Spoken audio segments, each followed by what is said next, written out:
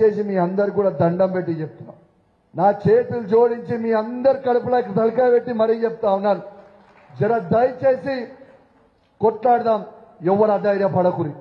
ఖచ్చితంగా మనకి కేసీఆర్ కేటీఆర్ ఉన్నారు, ఏమీ కాదు. ఖచ్చితంగా ఇక్కడ ఉన్న ముఖ్యమంత్రి రేవంత్ రెడ్డి గారితో ఏమీ కాదు.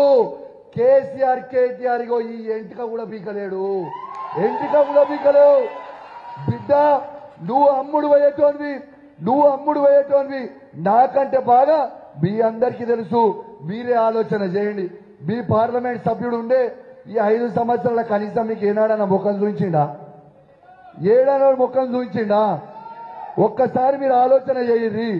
అదే విధంగా ఇవాళ సునీత మహేందర్ రెడ్డిని తీసుకొచ్చి ఇక్కడ ఎందుకు పెట్టిండా?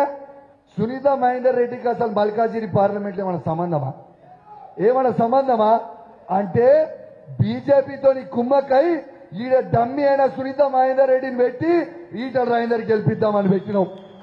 అదే విధంగా మీకు చెప్తా, మీ అందరికి చెప్పాలి, సేమ్ హుజరాబాద్ బై ఎలక్షన్ లో ఏ పని అయితే ఈ రేవంత్ రెడ్డి గారు చేసిరో మళ్ళీ అదే పని ఈ మల్కాజిగిరిలో చేయబోతా ఉన్నాడు. తస్మాత్ జాగ్రత్త. ఆనాడు నేను కూడా కాంగ్రెస్ లో ఉండే, ఆ రోజు కాంగ్రెస్ పార్టీ అభ్యర్థిగా ఉండేటుండే హుజరాబాద్ లో.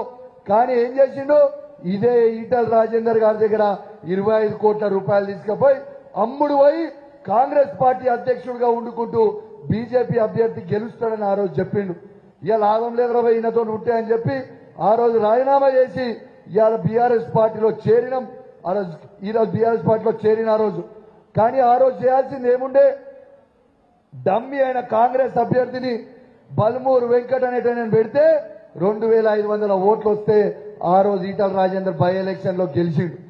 మళ్ళా అదే విధంగా ఇలా సునీత మహేందర్ రెడ్డికి డిపాజిట్ పోయే విధంగా అసలు తిరగకుండా ఉంటే మళ్ళా ఈటల రాజేందర్ గెలుస్తాడు కదా అని ఆలోచన చేస్తుండు. మళ్ళా మీ అందరు కూడా తస్మాత్ జాగ్రత్తగా ఉండండి అని మీ అందరికీ నా చేతులు జోడించి మరీ కోరుతా ఉన్నాను.